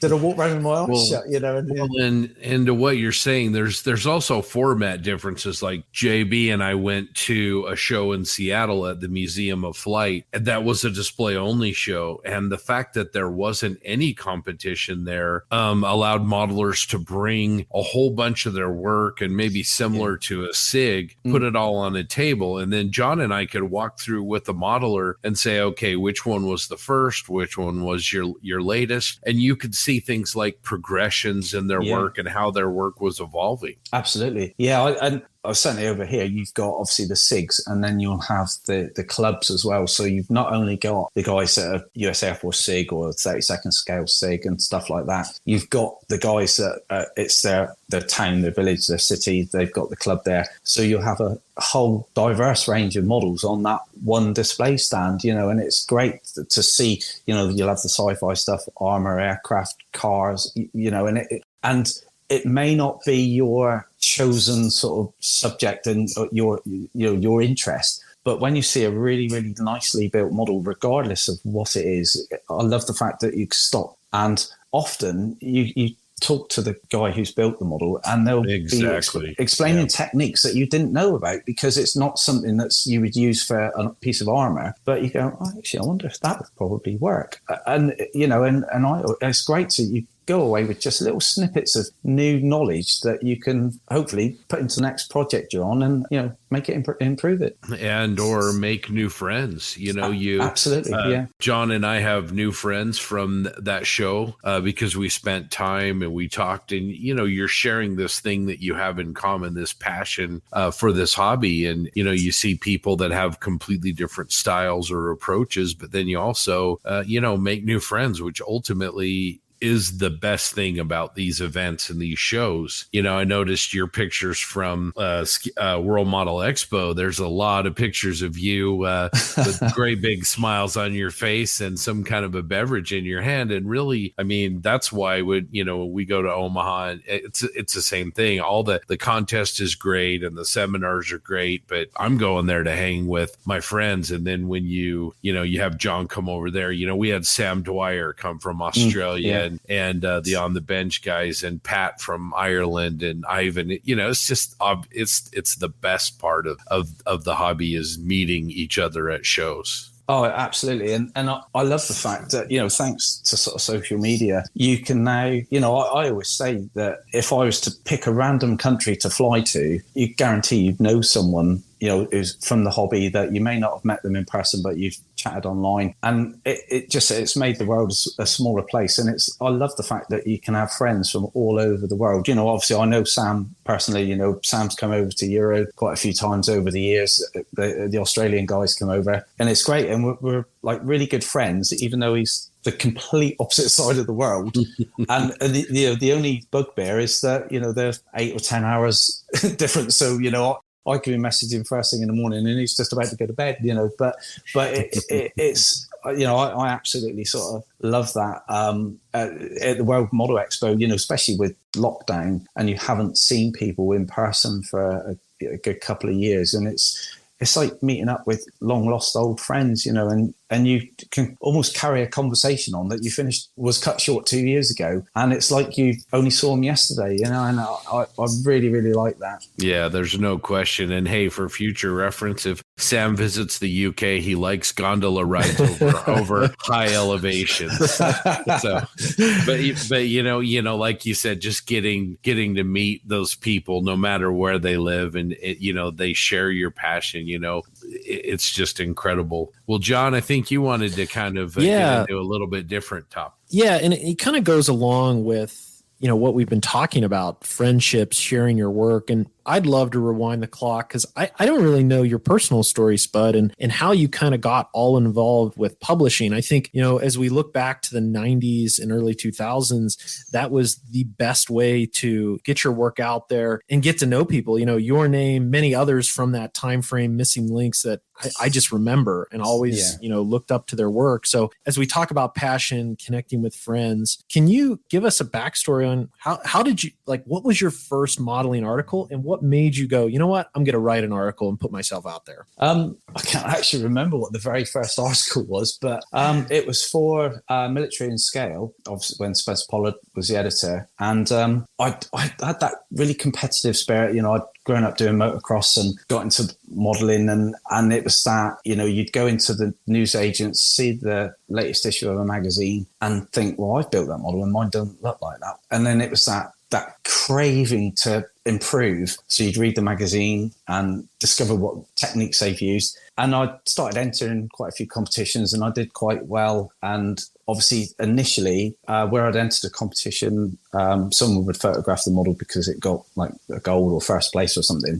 And then I was then approached by like editors, you know, and say, would you like to do an article? And it was that, you know, not having the first clue. And they just said, oh, you need to try and photograph the model as you go along and then write an article. And I can remember the very first article I wrote was written on a word processor, you know, not even a computer, you know, and and then taking the photos with like a 35mm film camera. And, you know, and of course what would happen is now you take your image and it's a bit blurry or it's under overexposed, so you just take it again instantly. Back then, you know, you'd have a roll of film, you take the photos and you just had to pray that they were going to come out, because by the time you'd developed them, you'd moved on. And if the photos hadn't come out, too late. You know, it was a one-shot deal. The model was then painted, so it was quite a steep learning curve. And then just sort of went from there.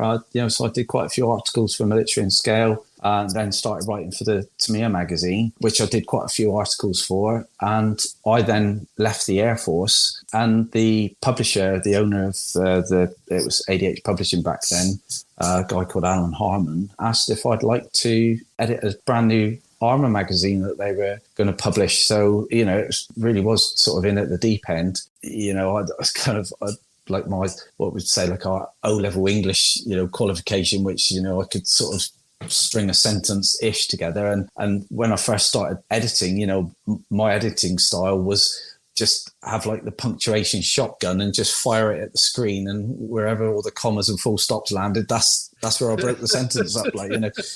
And then sort of went from there. But it was just found it really difficult, you know, to start with, to think, what do you write about, you know? And it's the same thing I say to anybody who asks now, you know. It's like a little bit of background on the model if you know it.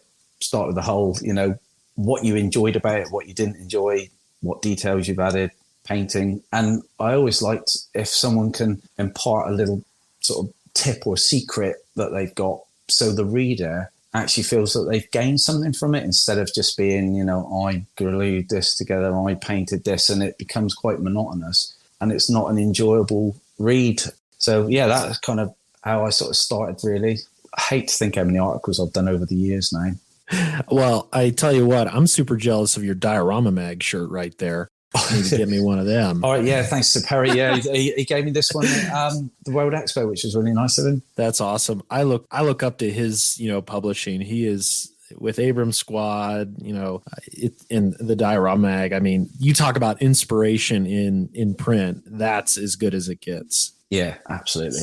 Yeah, I just wish I could dedicate more time, but unfortunately, like, a real world job gets in the way of my modeling, you know. And it would be lovely to have like the whole day to just glue models together, and, you know, but it doesn't pay the bills, unfortunately. So you know, I'm one of these people that, like an awful lot of us, you know, you're in doing your work, which is your the money to pay the bills and live off of, and instead of focusing on the job, I'm thinking, I can't wait to get home and paint this or do this, or I may be one of these really sad people that lays in bed and can't sleep because I'm like, right, I need to remedy this, or how am I going to approach this? And, Preach. Yeah. And so I'm glad I'm not the only one. And I always remember there was like a meme came up on social media, and it's the husband and wife laid in bed together, and she's got the speech bubble saying, "Oh, he must be having an affair. He's gone really quiet. He's this, that, and the other." And I think the one's going, "Why won't my motorbike start?" And it's like where, she's thinking the world's falling apart, right? And all this, it's just a typical bloke thing where he's going, and I've laid there and thinking, "Oh God, please, can I just go to sleep?" When I'm thinking, how am I going to mix this mud? Where am I going to get, so. Well, I can relate to that. My L70, that L70 I'm working on. It's like I'm going to bed thinking, how can I make this not end up in the bin? Yeah, I failed.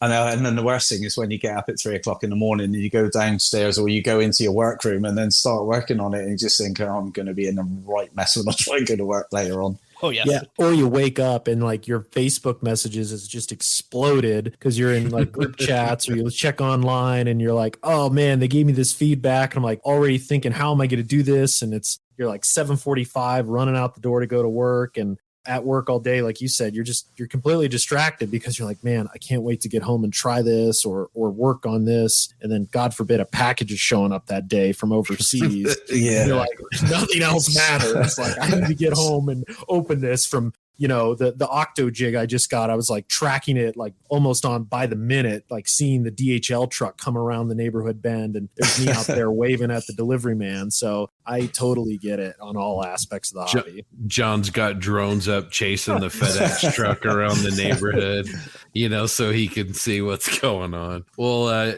John, I want to talk about something that I know you share our passion for here at the Posse, which is social media and the role in the hobby community, and specifically contributing and making a positive impact. Maybe can you speak to that a little bit? Because I notice whether it's your own posts or what you're talking about on other people's posts, that there's always kind of a consistent theme to your comments. Yeah, I think like as we were saying, it's really made the world a smaller place, and it's just an amazing hub for people to share information, knowledge. I know there can be sort of negative aspects of it as well, but I just think it's helped so much. And I tend to I hate it when you see like the really negative stuff. There are always trolls out there and stuff like that, but I tend to be one of these people that if I've seen someone's kind of made a mistake, there's the types that go out there and sort of bash away at the keyboard and make themselves feel bigger by putting someone else down.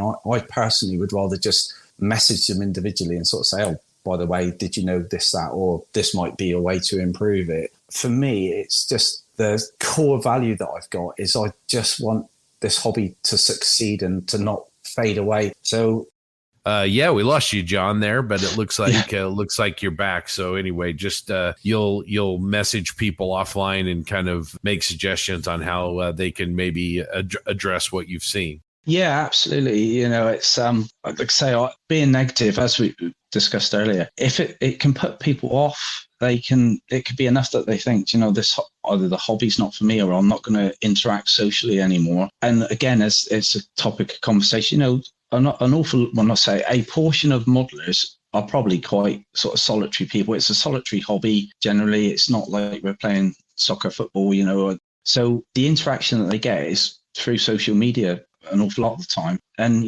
there's nothing worse when you've got the keyboard warriors that are out there and they take great pleasure in bringing someone else down. And you think, what is that contributing to the hobby apart from your own sort of self-glorification?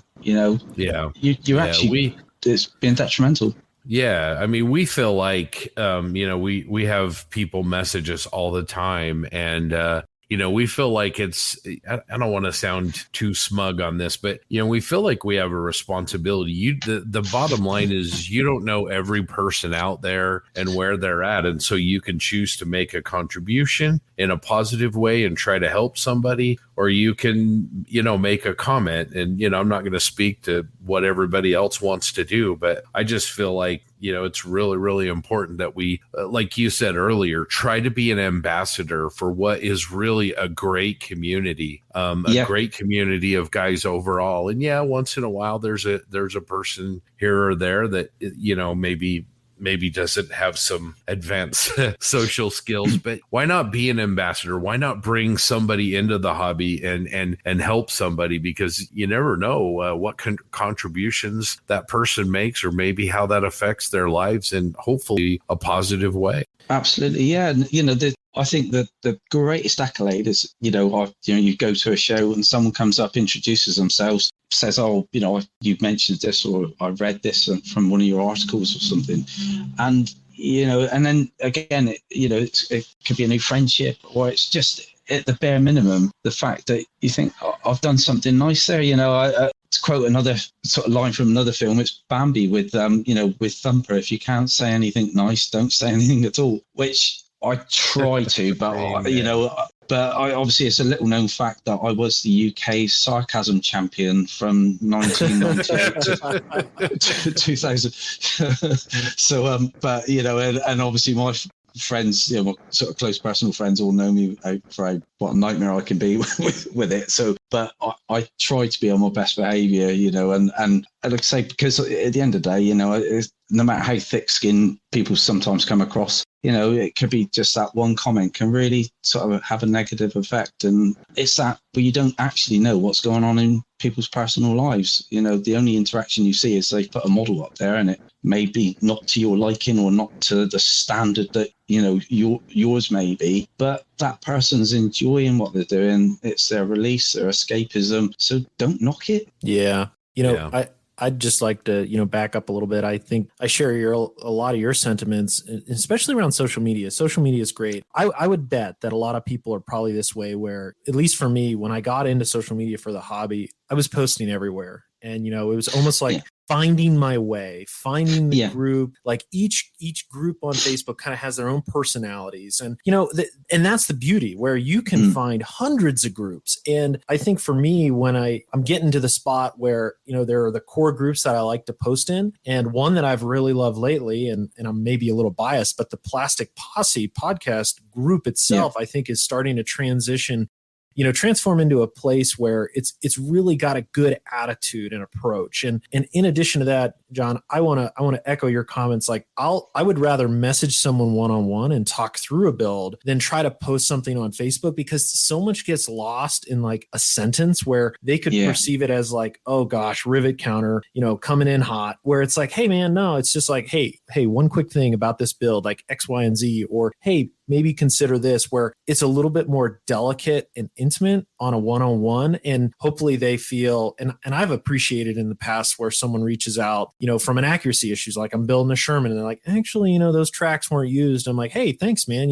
This build, I'm kind of committed already, but I really appreciate that feedback. I'm going to log it for the next one. And I think that's what I've loved about social media, is I've kind of found my way. And I think a lot of modelers do. And if people are frustrated, just keep looking, because there is a place out there for everyone. Yeah, absolutely. I know a lot of the modelers have like their own personal Facebook page, and then they'll open up a page just for the hobby. I haven't got around to that yet, because I don't feel that, I can really warrant the time to have a specific page. So what I tend to do, for example, Dave Parker set up the 1/16 scale Stug build page. So while I'm building a Stug, that's where my focus has been. Really enjoyed the Stuart page on the M5 Stuart, which was for all scales, but obviously I was posting the progress of the 1/16 scale Stuart. And there's a Vietnam Indochina page, which when I finally get around to getting on with the M48, that'll go on there. So I tend to not post models on my personal page, purely because most of the guys I was in the Royal Air Force with will absolutely rip me to pieces for being such a geek ass. But no doubt it all probably comes up on that page anyway. So I'm probably blissfully ignorant that all of these people already know how sad I am. But in my little world, I think I've still got some kudos with the outside world. Well, I want to talk for a minute with you about maybe what's next for Spud after the Stug, and then also if any of the new releases have you really excited. We talked to Andy Klein about the new Tacom 1/16 scale Willys Jeep, and also the EZ8 Sherman. We're really stoked about that. Of course, there's a new Comet, but what are you looking forward to? Exactly that. I could not contain my excitement. The Easy 8 Sherman 76mm turret, either sandbag armor or the Expedient Jumbo with the extra armor on the front, is just one of my all-time favorite vehicles. I've built a few 35th scale ones over the years, and to see this in 16th scale, which just seems to be my new chosen subject, and I've been really, really enjoying it. So I was so excited. But on two fronts here, I hate to be one of these people that, goes on social media and sort of says, oh, I'd love to build this, but I haven't got one. And, it's almost like a cry for someone to go, oh, I've got one you can have. I think when I was on last time, you guys said what would be my ultimate. And I said, oh, the 1/16th scale Jag Tiger. Well, a friend of mine called Dan Brooker said, I've got one you can have. So I feel really bad that I've now got this Jag Tiger, which was incredible. Obviously, we met up at the Bovingdon show last year, and earlier this year, and he gave me the model. And then when I opened the box, and it was just like, oh, what have I let myself in for? Having only built the Stuart at that time. Yeah. And from building from the Stuart to the Stug, I was like, okay, it's a little bit bigger. Obviously, my partner was like, these tanks are getting bigger, you're building. And it's like, oh, no. You're just viewing them from more closely. So that's a proper British joke. It's from this comedy series Father Ted, where he sort of says, oh, what are they? And he says, oh, they're cows. And he said, oh, they look really small. And he said, well, they're a long way away. So anyway, it's a silly, brilliant joke, but very silly. So yeah, the Easy 8 Sherman, really looking forward to that. And that's probably going to be my next build, where again, all the shelf queens that I've got that are 35th scale are unfortunately going to get pushed further back to the back of the shelf. But so that's the one that I must admit I'm really looking forward to. And it's given me the impetus to finish the Stug, because I know if I don't finish the Stug before that Easy 8 arrives, the Stug's not going to get finished. I hear you there. Well, Daniel Brooker, he took part in our group build, got us a fantastic model, sent it all the way across the pond. He's a great guy. That doesn't, and we were talking earlier about how this community, with just a few exceptions, is terrific. I mean, I don't know what those Jag Tigers cost 1/16 scale, but I know that they're not 50 pounds. I mean, that's significant. So the box weighs about that much. Yeah, and, exactly. And interestingly, that from Andy's Hobby, when he quoted the percentages of models that are sold that have got full interiors compared with kits without an interior. And the first thing I did with the Jag Tiger was I've decanted it into a smaller box by cutting all the parts off the screws that I can remember what number that part is. Like, I basically had no interest in, got rid of most of the interior parts because I'm just not going to build it with a full interior. Sam Dwyer's done that. I take my hat off to him to do it. And obviously I've seen Dave Parker with his Panzer IV and the latest issue of, AFE modeler that says the 4-year build. And I'm like, no, I've lost interest way before then. So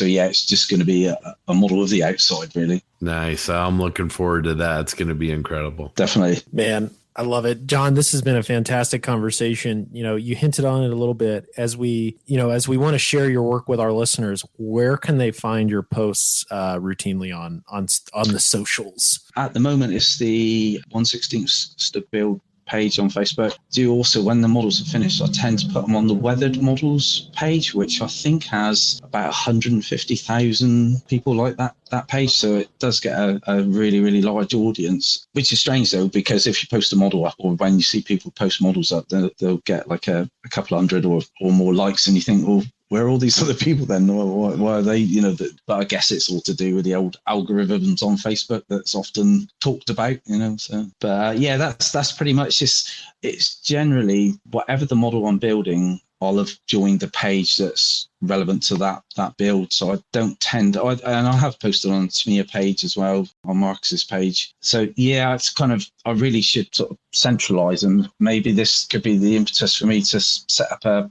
modeling page, just of my own works really, and see how that goes. It seems like most of the other, a lot of the other guys do that, and they all seem to have done really well with it. Yeah, I would highly recommend it, especially now. I think Facebook has done a great job with updating the way you can actually interface between your personal profile and your page. Before it was kind of really hunky, and now it's like literally I just click a button on my phone and I flip over to Closet Modeler. So I would highly recommend it. I think you would, garner a great following, and certainly we'd love to see more of your work and have one place to go and see it, because it's just awesome and inspiring. Yeah, And thank you. I think it would really, really, gain traction with a lot of people, and they'd find inspiration from it as well. Oh, thanks very much. Yeah, I think something I'll definitely look into. You seem to also be pro level at vacationing with your partner. So, maybe you could do like some YouTube videos on vacations and modeling.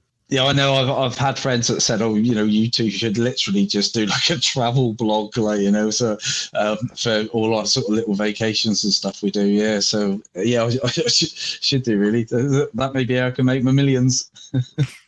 Exactly. Get in those likes and subscribes, right? Yeah, I think to be honest, people would only want to see photos of Sarah and not really be interested in me at all. Yeah.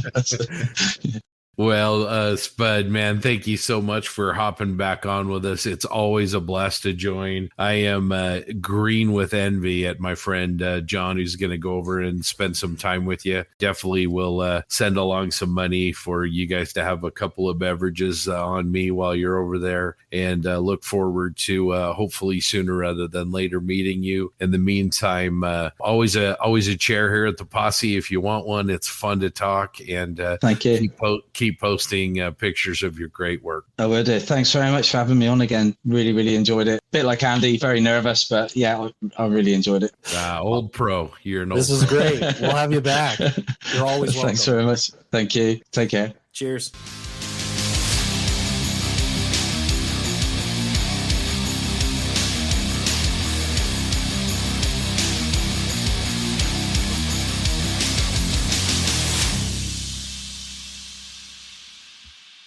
That was a really great interview, and we had a lot of fun talking to Spud, and we are going to have an absolutely amazing time when JB comes over for Telford. We're going to hang out, we're going to talk models, and he's going to be sick of us by the end of the weekend, but it's going to be a great time.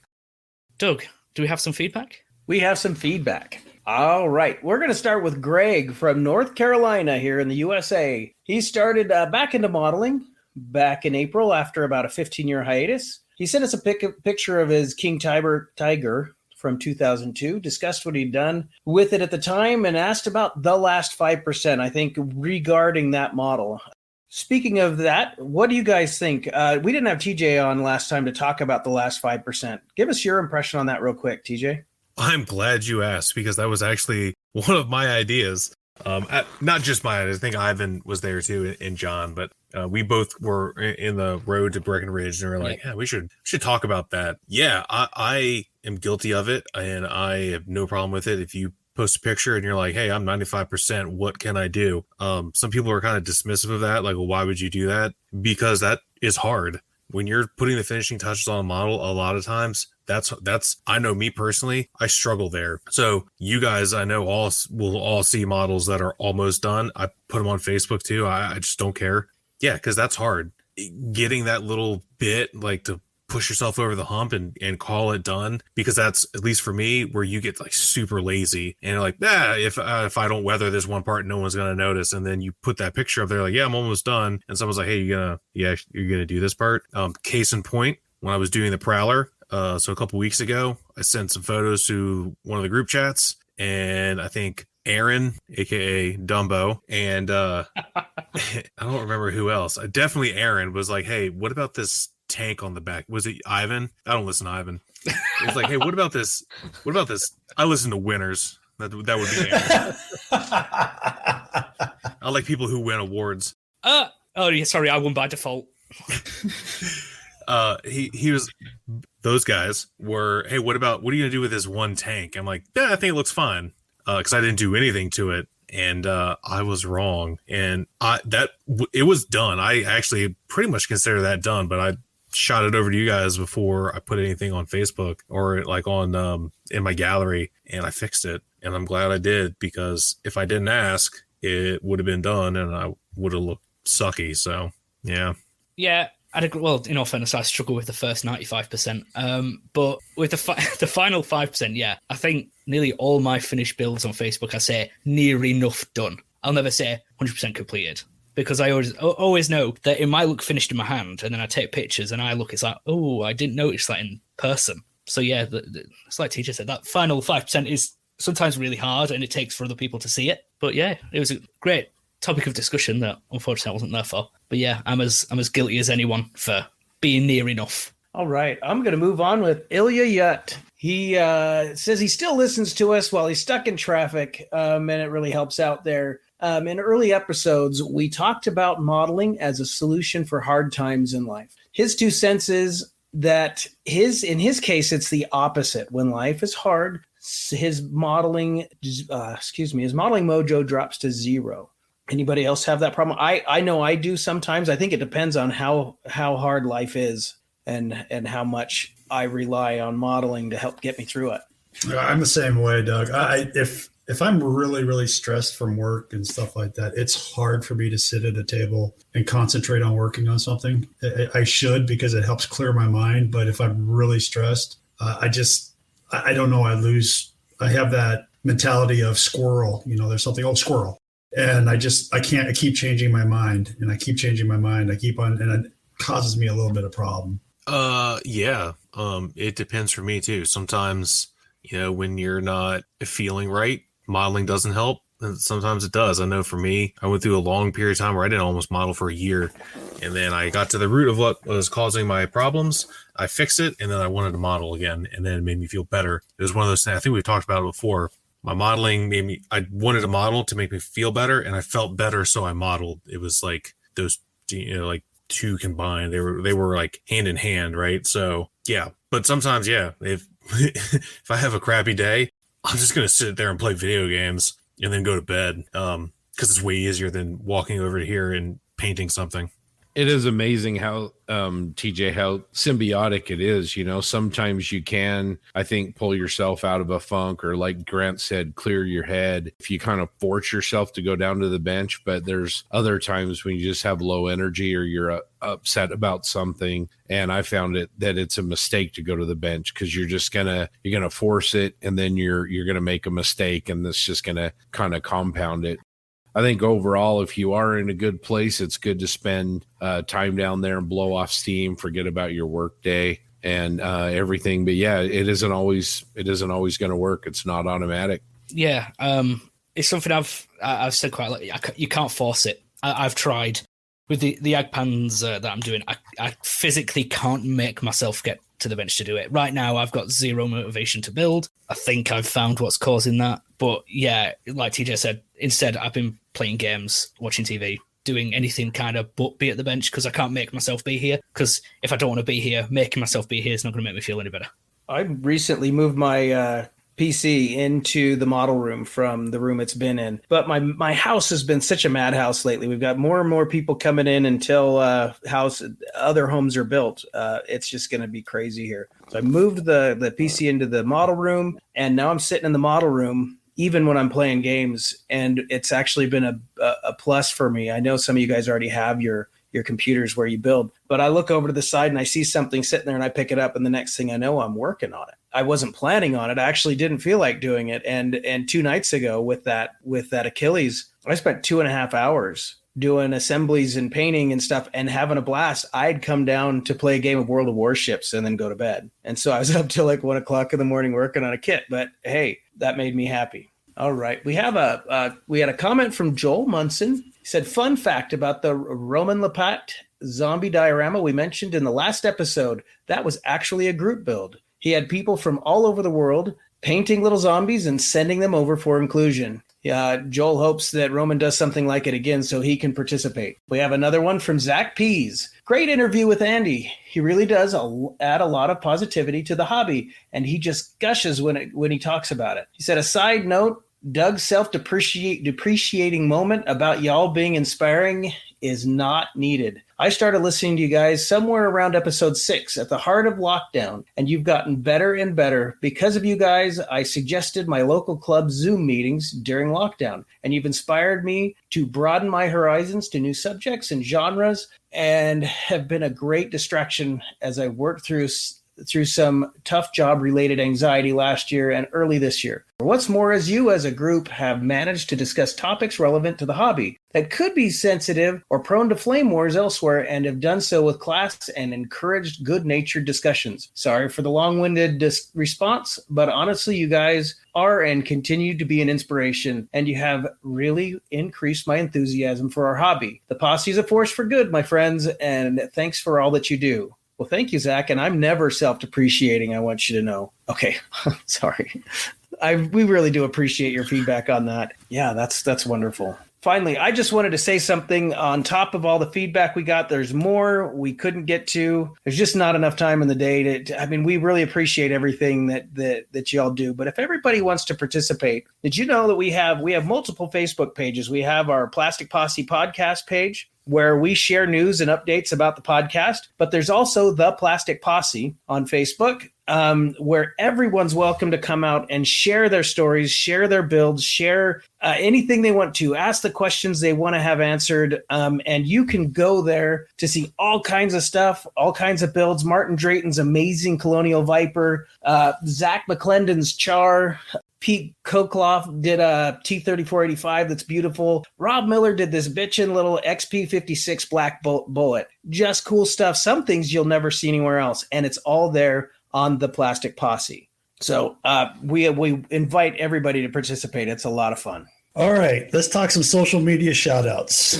First of all, I want to say if I use some from the past, I'm really sorry, but I looked through all the episodes and I don't think I copied anybody's from the past. So I'm going to do 2 YouTube and I'm going to do an Instagram. Let's do the Instagram first. As I mentioned last time we talked, and Doug just brought up from a comment, Roman LaPlatte, ROMANLAPPAT miniature art on Instagram. You need to follow him. He has some fantastic work. His color, his design, and his figure painting is unbelievable. And the listener was right. That was a group build. It had over, I can't remember, maybe 1,000 little figures on it, and one very small, but it was just beautiful. He's also done some really good picture frame dioramas lately of Space Marines, a Space Wolf, that is his recent one. He did a Age of Sigmar one that was he also has an Etsy page under the same name, Roman LaPlatte, where you can buy PDFs of his work, and he shows you how he does his work and his diorama work also. Let's go back to YouTube. Another figure painter that's really, really good in my opinion, it's Ninjon, Ninjon. If you don't know who he is, he was with Maniac for a while, but he also sketched on his own. He is a very, very, very talented painter with color. He does some great conversion work, and he also does some great Warhammer work. He went to a couple of the Games Workshop's open houses in England this last year. He's also done Golden Demon when we had one here in the States for the first time in a long time. He's fun. He's funny, very funny. And it's just a good listen to, and you'll learn a lot of stuff. I learned a lot of stuff from him. He actually has episodes where he talks about which tools to use and which he uses. And sometimes they're not the most, tools that we all use and have to buy. You can get them at a hardware store. So it's really good and interesting. And the last one's a little bit of a stretch for me, but sometimes I love to sit down and watch this guy on YouTube. His name is, I can't pronounce his name because it's in Japanese, but the site is called Car Model Channel. It's very simple, Car Model Channel. He does some phenomenal car work. I'm a big fan of car modelers because what they can do with paint and the way they build cars and take a 1/24th scale plastic kit and open the doors and put full interiors in it. This guy takes it to a step above. He's been doing this in his bio for about 50 years. And it's some of the most unbelievable work you will see. He takes a model kit and just can basically rebuilds the whole thing from everything. And most of it is scratch. And it's beautiful. If you have some time, check him out. Car Model Channel. That's about all I got for today, guys. Awesome. Thanks, Grant. Well, we missed him last time. And so bringing TJ back, we were talking about earlier kind of what our discussion point would be. And he had a great idea. So, TJ, I'm going to give you the mic and let's talk. All right. Thanks, Scott. Yeah, so one of the discussion points that we jotted down when I was riding in the car with John and Ivan back a little over a month ago, unfortunately. Seems like just yesterday. But one of the ones we were talking about was social media. And it's no secret, and I know we've mentioned it before, social media gets a bad rap, and a lot of it's deserved. I'm not going to act like it's not. However, if you push past all that noise, the three of us all pretty much agree that it could be a force for positivity instead of just negative crap, just nonstop. And I don't make any secret that I unfollow a lot of people that I just don't feel like listening to, and a lot of them are negative about anything, not just modeling, just life in general. It's okay to have negative feelings. I'm not one of these toxic positivity people. However, when you constantly broadcast it and that's the only wavelength that you operate on, it does kind of get tiresome, especially when it comes to modeling. Because I don't think it's also any secret that modeling brings a lot of people a lot of joy. There's 5 of us right here, 6 if you include John, who's not here tonight. We could all say that modeling has brought us a lot of joy. And to speak on the positivity of social media and scale modeling, this podcast exists because of social media, because that's how I met Scott, and then that's how I met Doug, and that's how I met Grant, and that's how I met Ivan, and that's how I met John. Yeah, so I don't really know where I'm going with that, other than if you tune out the bad and just focus on the good, your social media experience and scale modeling can be a lot better. Yeah, I think, TJ, that's a great point. There's a couple of kind of technical things that I want to talk about.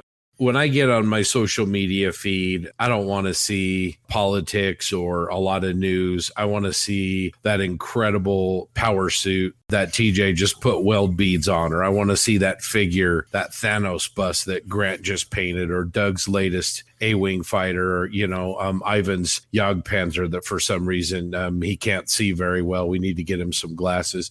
That's what I want to see. And so I think the Doug just held up his A-Wing.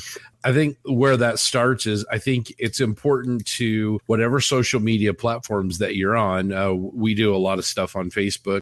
It's important to prune your feed. Facebook has some useful tools. If you're going into, say, an election cycle, and don't send me hate mail. It's just not what I want to see on Facebook. You can give people a 30-minute nap, where a 30-day nap, where you just kind of tune out the noise a little bit, or like TJ said, you can unfollow people if they're kind of being toxic. And so I think it's important to weed your feed and trim your social media accounts to where you're comfortable. And then the other thing is you can participate in groups, and I'm going to be a little bit patting us on the back. Doug mentioned earlier the Plastic Posse group page, and we've got a little welcome message when people join that, and we make it very, very clear that the rules of our group is you don't bring in spam, politics, religion, but most importantly, you keep things positive. And I'll tell you that all 6 of us are moderators, and we have booted people from the group and will continue to do so to make sure that you guys feel like we have a space where we can collaborate as friends and modelers and discuss things in a positive way. We won't have anybody trolling. And I think some people might think that approach isn't realistic, that maybe that doesn't help people improve or whatever, but I don't think that's the case at all. I think it's just all about approach. And, TJ mentioned we wouldn't be here without social media. I also think we probably wouldn't be here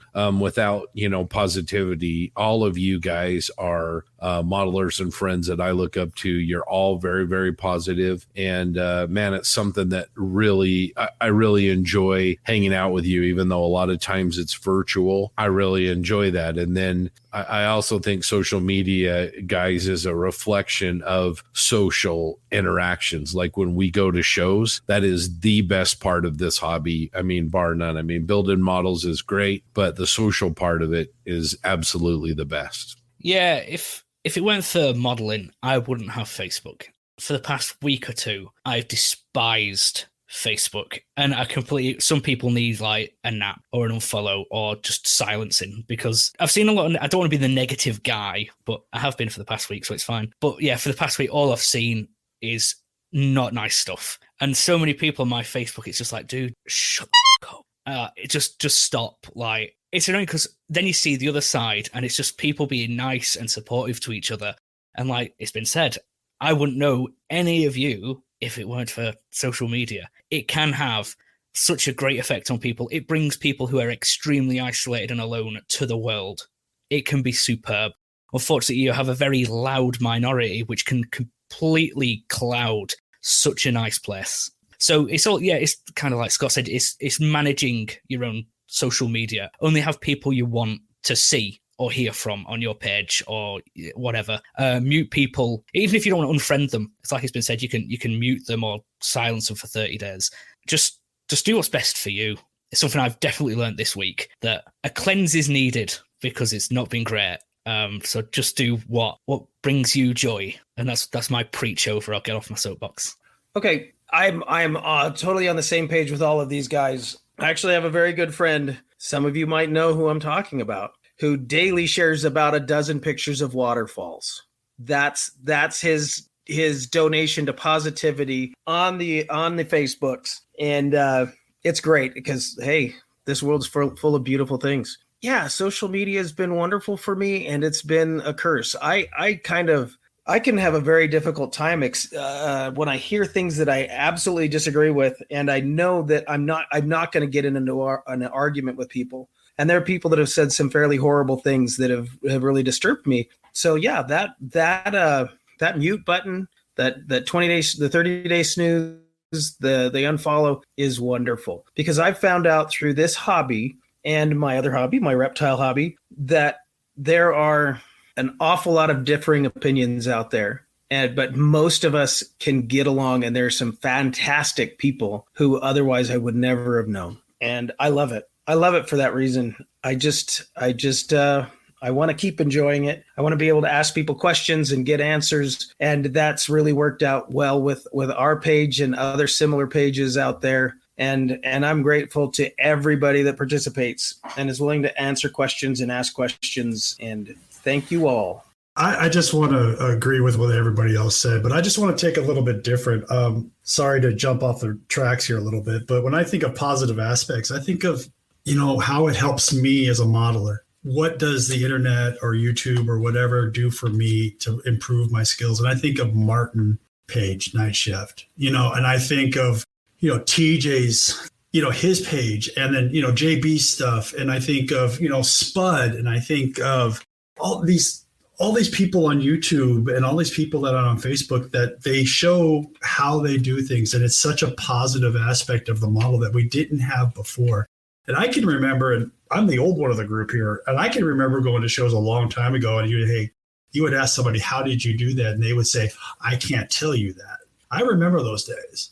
You don't have that anymore. Everybody shares, and that's very positive with this hobby. Now, don't get me wrong. I've unfollowed some very big creeps on my page, and I've had people tell me things that I would not repeat anywhere. But when I think about positive, that's what I think about. I think of when I see Rick Lauer, perfect example, one of the nicest guys in the entire world. His work that I see is such a positive aspect of YouTube and his Facebook page, and just such beautiful work, and showing us exactly how to do it. And I know a couple of us are Patreons of his, and he's but what he does is phenomenal. And there's people out there like Lincoln Wright, Brian Kruger. We mention these guys all the same time. I was in awe of Brian forever. I've known about Brian's page since the early 2000s, and I've always thought this guy was like walking on, and I met the guy for the first time last year in Colorado. The most mellow, nicest guy in the entire world. He's finally getting his own hobby room. If that tells you something, he's been building all of his models in the kitchen. So when you hear stuff like that, it's like we're all in the same boat, and it's very, very positive. Lincoln Wright, a guy that lived in Japan for a long time, got married, had a child, decided to move from Japan to Australia for his family, his daughter, and that's positive. That's a great image to follow. He's such a great guy. And Lincoln, I'm sorry if I'm spilling any bad, I shouldn't say, but look at you, man.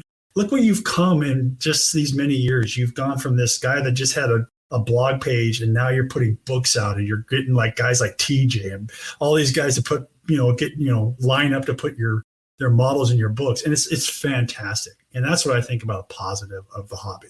It's funny you mentioned Lincoln Wright. My son, who listens to our show, but has never followed modeling as a whole outside of maybe a little bit of Warhammer. When he heard that we had Lincoln Wright on, he said, wow, he knows who he is. So yeah, there's others out there just like that. Yeah, there's a lot more. There's Duncan, Duncan Rhodes from, his, Duncan Rhodes Painting Academy we've talked to. Andy, another perfect example. these guys, and I hope, that people see us in the same amount, is that they're a positive force for this hobby. And when you get so many people being positive, the negatives kind of go to the side, and you're going to have that no matter what. No matter how popular a thing is or how unpopular, there's always negativity. We all see it in our everyday life. It's what you as an individual decide what you want for your viewing or your listening or whatever your building time, how you decide. And when you keep it positive, you build better. I don't care what anybody says. You always build better when you stay positive.